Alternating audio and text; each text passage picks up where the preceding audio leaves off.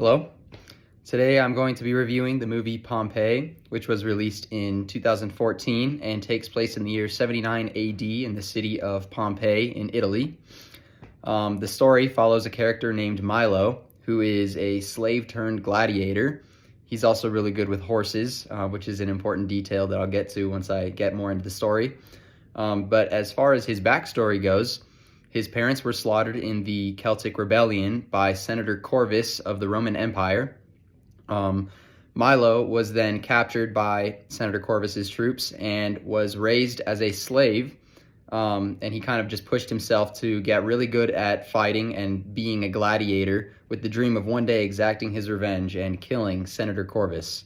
So it's pretty easy to assume that the bad guy or the main antagonist of this story is Senator Corvus. So every good story has to have a love interest, and in the case of the movie Pompeii, the love interest is Cassia, the daughter of Pompeii's governor Severus. And how Milo and Cassia meet is when Milo is being brought into the city of Pompeii. Cassia is riding her carriage past his group of slaves that he's with, and one of the horses that's pulling her carriage takes a fall and gets injured. And because Milo knows how to deal with horses really well, he volunteers to put the horse out of its misery and kill it swiftly, and he just knows how to do that well. So he does, and I guess this kind of catches Cassia's attention, and she gains a liking for him. And so then later on in the story, when Milo is in his holding cell inside of the gladiator arena, he meets another character named Atticus. Atticus is another fellow gladiator, and he basically has to do one more fight until he gains his freedom according to Roman law. And as unfortunate as it is, this one person just happens to be Milo. He has to fight Milo to the death in order to gain his freedom. Milo, on the other hand, wants to fight Atticus so that he can gain his freedom and be with Cassia. So they both have their reasons to fight each other, and they both want their freedom.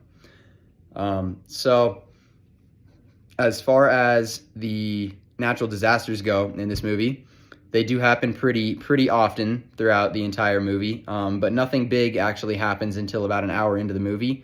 But prior to that, starting at about 20 minutes in, there are minor earthquakes that start occurring.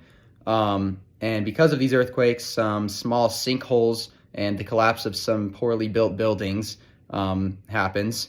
Nothing too insane, but this is definitely scientifically accurate. Definitely some mass wasting occurring with those sinkholes, which is definitely reasonable in that area of the world because, you know, they're near a coast, so it's reasonable that there could be sinkholes because of some minor earthquakes that are pretty often. And then after that, there's a pretty large gap in the movie up until an hour and 6 minutes in where anything bigger happens. There is a large eruption that occurs that destroys the gladiator arena via earthquake. The eruption is accompanied by a massive eruption cloud that fills the sky and swiftly blocks out the sun. There are also not large, but, you know, semi-large eruptions that occur directly outside the crater of Mount Vesuvius. All of these are, you know, pretty scientifically accurate, given the notes and the lectures in class with these eruptions, and the small explosions that can occur outside of the crater of a volcano that is currently erupting. So then after that, some pyroclastic flows ensue on multiple faces of the volcano, rushing down towards the city of Pompeii at extreme speeds. This is scientifically accurate. We learned in class that pyroclastic flows can travel at very fast speeds, and it's usually extremely difficult to outrun these sorts of events. And then accompanying the pyroclastic flows, there are pyroclasts that are being thrown into the sky. I don't recall us learning about these in class, but so I had to do my own kind of research outside of what we learned in class. Basically, pyroclasts are small chunks of volcanic rock that are thrown into the sky, Generally, they're pretty small, about that big. But in rare occasions, when eruptions of this magnitude occur, they can get up to the size of cars, which is pretty extreme, and the devastating effects of them landing can be seen in the movie, and they're very accurately depicted. Um, as far as like the explosions that occur when they do land on the ground, um, they're not actually like exploding, but they do look like they have exploding effects. It's very similar to like the landing of a meteorite. Just the sheer velocity and heat of the piece of rock colliding with a solid non-moving earth can cause explosion-like effects. And then later on, at at an hour and 18 minutes in, there is a massive flank eruption that occurs, which is when there is so much pressure being built up inside of the volcano that new tunnels and pathways are formed that can't hold all of that pressure, and so the side of the volcano erupts out. So when this occurs in the movie, it sends out a massive shockwave for miles.